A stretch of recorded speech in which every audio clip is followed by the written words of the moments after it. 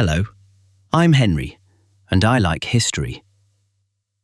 When we picture medieval power, we imagine crowns, castles, armies. But power didn't always sit on a throne. Sometimes it stood over a fire. In medieval Europe, kitchens weren't just places where food was made. They were factories, logistics hubs, political instruments. And behind them stood organizations most people never think about: the Master Cooks' Guilds. Medieval cooks didn't just cook. They belonged to guilds, formal bodies that controlled who could work, how food was made, and what counted as acceptable. Like other guilds, cooks' guilds regulated prices, weights and measures, ingredients, tools, working hours. Undercutting a fellow cook? Illegal. Criticizing another master's food in public? Finable. Selling food at night by candlelight? Banned. Too easy to cheat. Competition wasn't about price, it was about reputation, and the guild made sure no one embarrassed the trade. Training followed a rigid path. First, apprentice. Young, contracted, often living in the master's house for years. The master owed them food, clothing, discipline, and instruction. Then, journeyman, paid labor, often expected to travel, learning new cuisines and techniques across regions. Finally, master. But not automatically.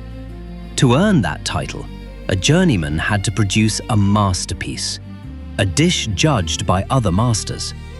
Pass, and you entered the inner circle. Fail, and you stayed a worker. Guilds guarded what they called their mysteries. Not magic spells, but techniques, proportions, and processes. Recipes weren't written like modern ones. They were guides. Take enough spice. Cook until it is right. Because the real secret wasn't the recipe, it was skill. Only masters held the full stack of knowledge. Entry required oaths of secrecy. Teach an outsider? You could be fined or expelled. And expulsion meant something terrifying. You could no longer legally cook for sale inside the city walls. Guild inspectors performed regular searches. Spoiled meat? Adulterated bread? Dishonest ingredients? The punishment wasn't subtle. The food was destroyed in public, burned, smashed, or dumped to shame the cook and protect the consumer. In London, cooks were even restricted on when they could roast meat.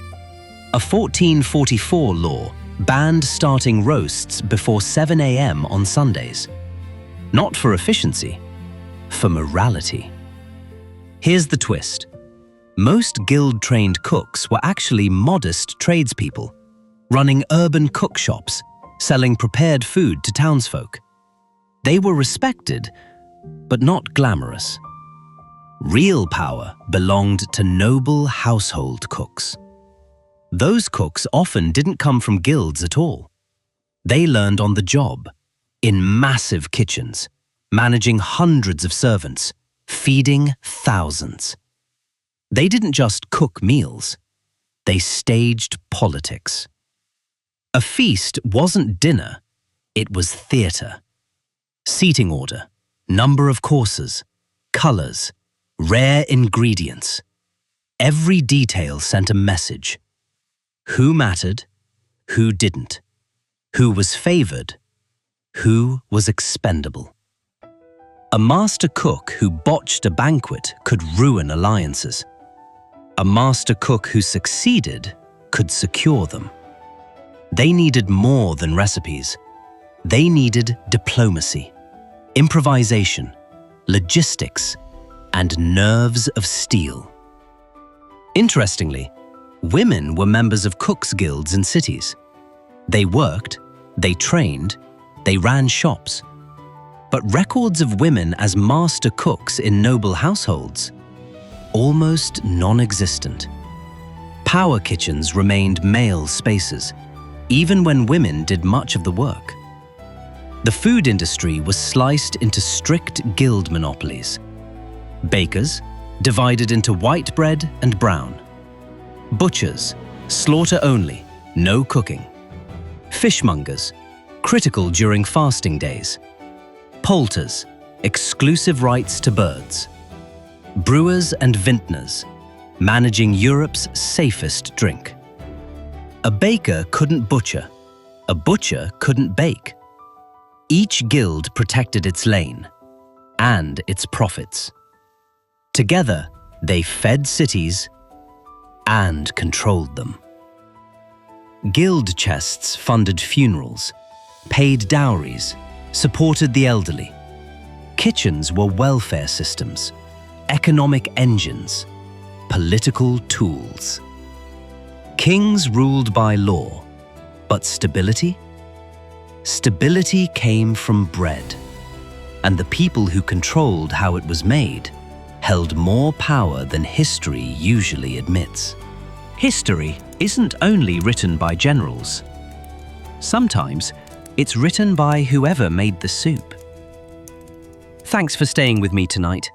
I'm Henry, and I'll see you in the next story.